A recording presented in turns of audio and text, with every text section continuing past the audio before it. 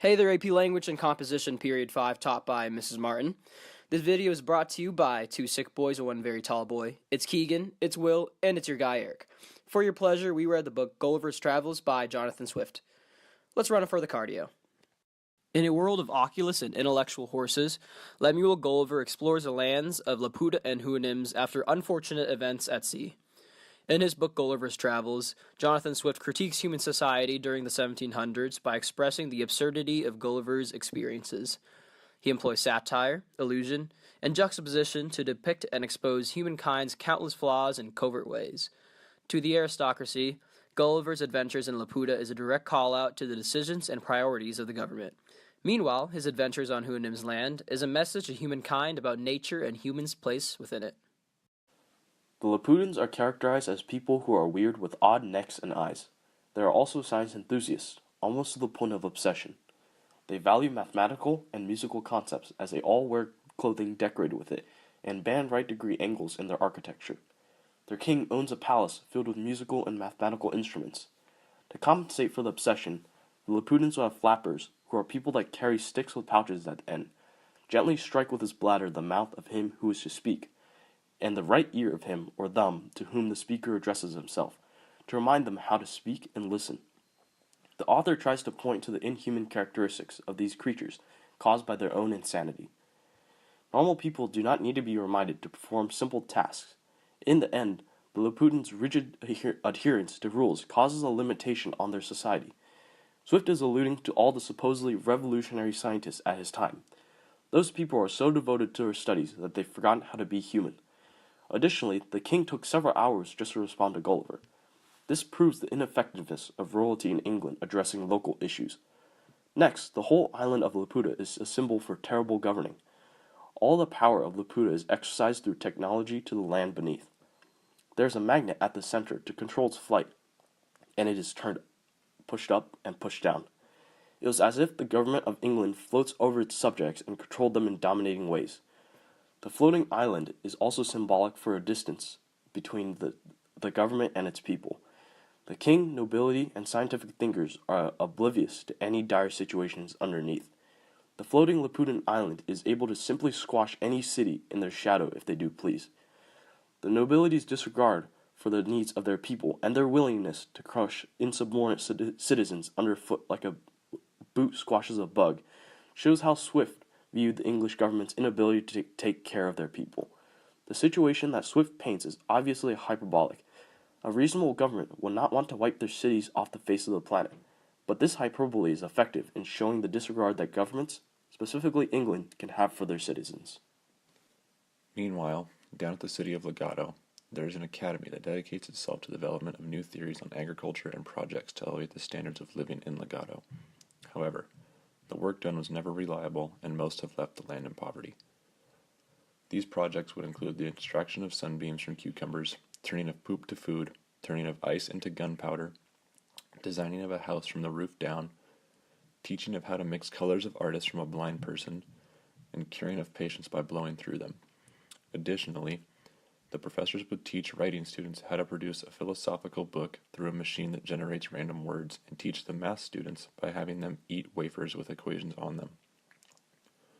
These professors also proposed attacks on the beauty and ability to dress of a woman, and studies on poop to expose conspiracies of suspicious individuals. From the outside perspective, readers can instantly tell these experiments provide no support for the struggling population of the city. The author satirizes the experiments as impossible and obnoxious with no beneficiary purpose. The science is studied for no good reason, only to waste time. Gulliver's reactions is also very telling of what Swift views the common Englishman to be during the time of writing. Gulliver sees these professors as ingenious. There are aspects of different types of comedy contained in Gulliver's experiences in the Academy. The two types of comedies observed are low comedy and comedy of chaos besides satire. Most, if not all, of the experiments Gulliver notices are perceived as crazy and nutty.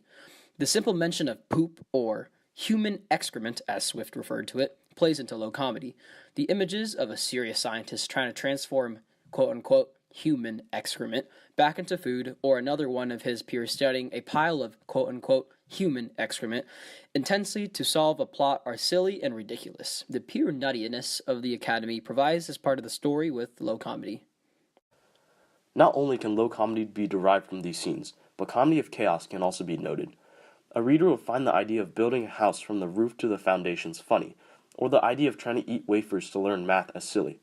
There is even a part where a scientist tries to blow up a dog with bellows that he conveyed 8 inches through the rectum, trying to test a method of curing a disease. It gets even crazier as a dog literally dies after 2 pumps, and they leave the doctor as he tries to revive the dog with the same process. But this laughter can also be attributed to the reader acknowledging that although it seems insane and mad, it can be simultaneously relatable. Comedy of chaos laughs in desperation at a crazy world, and the world that Gulliver lives in does not seem too different from our own. No matter the time period, the world at times seemed to have gone nuts, trying to attempt these insane, absurd stunts that seem over the top and frankly useless. Playing to this aspect of humanity, Swift uses satire to help augment this comedy of chaos. The experiments done by scientists might be hyperbole compared to the action of the scientists of his time, but they still show how Swift views the world he lived in as going over the top. Their head was in the clouds as their cities burned and their government crumbled, too busy trying to address make-believe nothings instead of real issues. Furthermore, Gulliver visits Lugnag, where people are supposed to lick the floor before the king. This allusion to the English government is a criticism of how much power the king has. When people are coerced to do something as ridiculous as lick floors in front of superiors, it brings the question as what constitutes as a ruler. What kind of king is a king that forces his people to behave like animals to achieve the smallest tasks? There are also certain immortal people on Lugnag called Struttlebugs, with a prominent red spot on their foreheads. With immortal lives like them, Gulliver expected the Struttlebugs to gain more and more wisdom as they grew older, but as Gulliver sees it, the reality is much worse than the perceived accumulation of knowledge. Gulliver's fantasized world is immediately juxtaposed to the starkly different reality of immortality. They grow greedy, selfish, and cold. They are nothing like what Gulliver imagined an immortal person would be like, one who is constantly curious and pure. Swift writes a complete reflection of these prejudiced, sad, and selfish Struttlebugs to people in real life. They are so concerned about themselves and their own lives that the society which everyone inhabits is ultimately negatively affected. The point of view of Gulliver can also be seen as a reflection of those as Swift sees in the world around him. Swift is consistent in his satire that attacks and points out faults to the movement of his present-day science. A lot of his criticism is that people are much too impressionable and are susceptible to made-up fantasies. They needed to be grounded in what is real. They fantasize about ideas like immortality through rose-colored glasses. However, the issue with rose-colored glasses is that they often blur red flags as well, which immortality proved to have. The pointless experiments that Gulliver pointedly admires are also juxtaposed by his opposing views of the professors who are pursuing completely relevant topics. These professors are concerned about ideas like rewarding merit, great abilities, eminent services, instructing princes to know their true interests by placing in the same foundations as their people, of choosing for employments persons qualified to exercise them. In other words, according to Gulliver, he sees the tasks as wild, impossible chimeras. He also refers to these professors that study these areas as people who are wholly out of their senses, which is a scene that never fails to make me melancholy. The reader is presented with an apparent irony of Gulliver viewing the most extremely useless experiments as worthwhile and the opposite as a waste of time. This is representative of Swift's opinion concerning human nature during the time of writing. The people of his communities were most interested and captivated by the new science that was beginning to gain its followers and less of concepts that will be of real use to a failing people. During Gulliver's account of the Houyhnhnms, Swift satirizes the nature of human beings and their fascination with science and reasoning. After his crew conspires against him, Gulliver is given 4 days' worth of provisions and a small canoe-like ship to find land. He ends up on the island of the Houyhnhnms. He soon discovers the Yahoos, humanoid creatures with flat faces and long claws, the beasts of the land. Soon after he looks upon the Houyhnhnms, he sees them as horses. However, he soon recognizes that they speak to each other through a mutually understood language. Gulliver proceeds to demonstrate to the horses that he understands they are talking about him. He is taken under the wing by one of the horses, who acts as Gulliver's master, who teaches him their language as well as their customs. During his time there, Gulliver explains to his master how humans function with each other and their surroundings. This does not change the fact that the other horses still see Gulliver as a Yahoo himself. As Gulliver details the history of mankind, his master thinks that he is saying the thing which is not. The horses have no word for lie or untruthful, as even the lowest beings of their kind do not lie. Swift uses the horses as a representation of the aristocracy during his time when they completely abandoned religion and faith for science and reason. This is Swift's exigence as he was an ordained minister as well as a dean of St. Patrick's Cathedral in Dublin. The horses, while unknown to Orr, lack any form of empathy even for their own species. They are fully dedicated to science and reason, completely eliminating other humanistic or even animal-like emotions such as empathy or remorse. Swift utilizes the characteristics of the horses to illustrate what should happen to any person or being who fully dedicates itself or himself to being without care or kindness. The horses do not care when one of their own dies, even if they were family or in a close friendship. Even as Gulliver is banished, no sorrow is present from his master, who merely raises his hoof where Gulliver kisses it to show his own affection and gratitude for allowing him to stay. The horses may live in peace, but through Swift's telling, it is no way of living.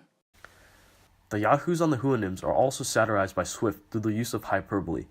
The Yahoos represent the beasts of this island, yet it is what Swift prefers over the horses. The Yahoos may be lacking in intelligence, and most certainly lacking in hygiene. However, it is their raw emotions that give them more of a life than that lived by the Houyhnhnms. Swift demonstrates this by depicting the reaction of the Yahoos to those around them. For example, when Gulliver first encounters the Yahoos, he strikes one with the flat of his sword, so as to warn off the beast.